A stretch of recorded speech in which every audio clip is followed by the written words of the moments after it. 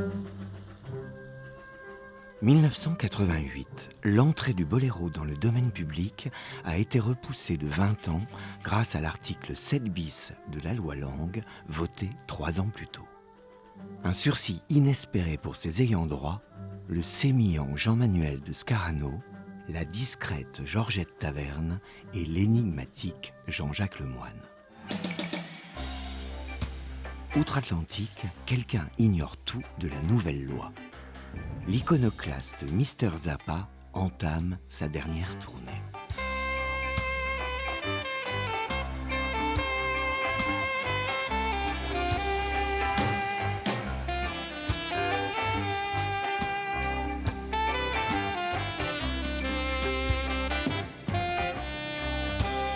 Un big band de 12 musiciens reprend le boléro dans un cocktail inspiré de jazz et de reggae. Mais en 1991, sur une radio britannique, we found out that Ravel's Bolero is public domain in the UK, but for the rest of the world, it won't be public domain until the year 2003, something like that. L'album The Best Band You Never Heard in Your Life est interdit par les ayants droit de Ravel. Zappa doit retirer des bacs sa version sacrilège. Zappa aimait Ravel, Ravel aimait le jazz, pourquoi donc avoir interdit cet hommage au crescendo le plus célèbre du monde? On ne devrait pas interdire, éventuellement, des adaptations ou des arrangements ou des interprétations qui se font à base de jazz, de rock ou j'en sais rien, si Maurice Ravel n'avait pas consciemment écrit que toutes les adaptations étaient interdites, que toute la musique nouvelle lui faisait horreur, etc., etc., etc.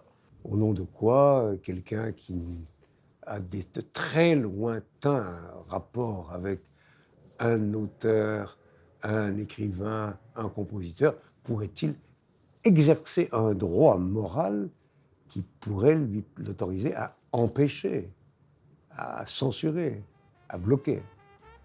L'argent du boléro, lui, ne connaît ni obstacle ni frontières. L'insaisissable Jean-Jacques Lemoyne est devenu citoyen suisse.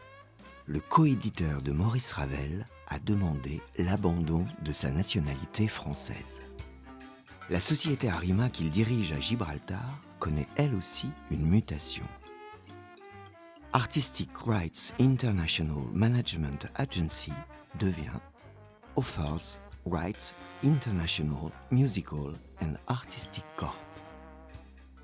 La nouvelle filiale est basée cette fois-ci à Tortola, dans les îles Vierges britanniques.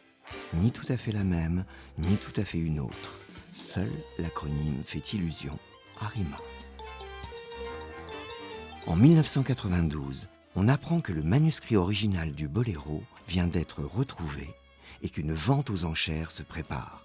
Les acheteurs étrangers vont se bousculer.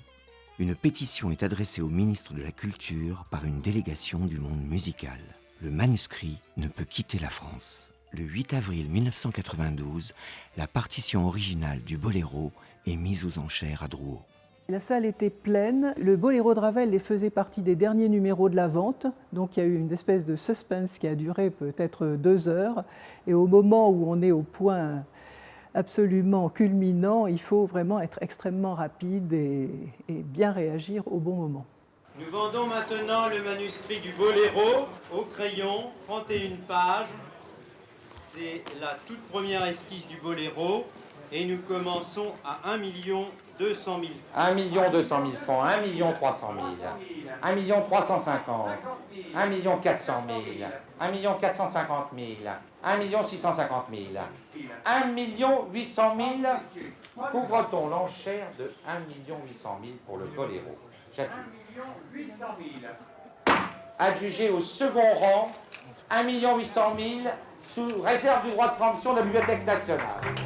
Usant de son droit de préemption, l'État achète le précieux manuscrit 1 800 000 francs pour le compte de la BNF. À l'époque, j'avais la chance de disposer, grâce au président François Mitterrand, d'un budget d'acquisition important. Et nous avons pu, à cette époque-là, acquérir pour les grands musées, pour la Bibliothèque nationale, pour toute une série d'institutions, des œuvres qui autrement seraient restées dans des mains privées. Le manuscrit est maintenant propriété de l'État, mais nul ne peut reproduire le précieux document sans l'accord des héritiers. Les demandes ne sont pas si nombreuses que ça, parce qu'on sait, pour parler un peu vulgairement, que Ravel, c'est un sac de nœuds. Cette année-là, le boléro est selon la SACEM l'œuvre française la plus exportée dans le monde. Et le boléro de se transformer en norteño, un mélange de cumbia et de polka du nord du Mexique avec Los Barón de Apodaca.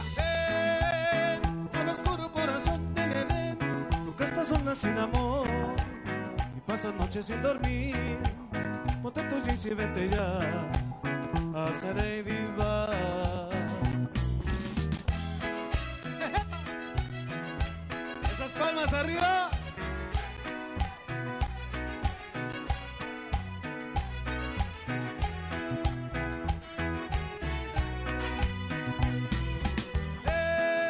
Comme le boléro, Jean-Jacques Lemoyne change d'air. Il quitte la Suisse et s'installe à Monaco où il se révèle un hôte délicat.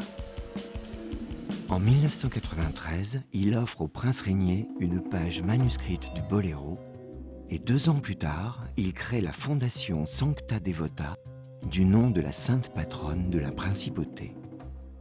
La nouvelle entité parrainera des actions humanitaires initiées par la famille princière. Non loin de là, en Italie, le boléro se consomme tamisé, ambiance lounge bar avec Montefiori cocktail.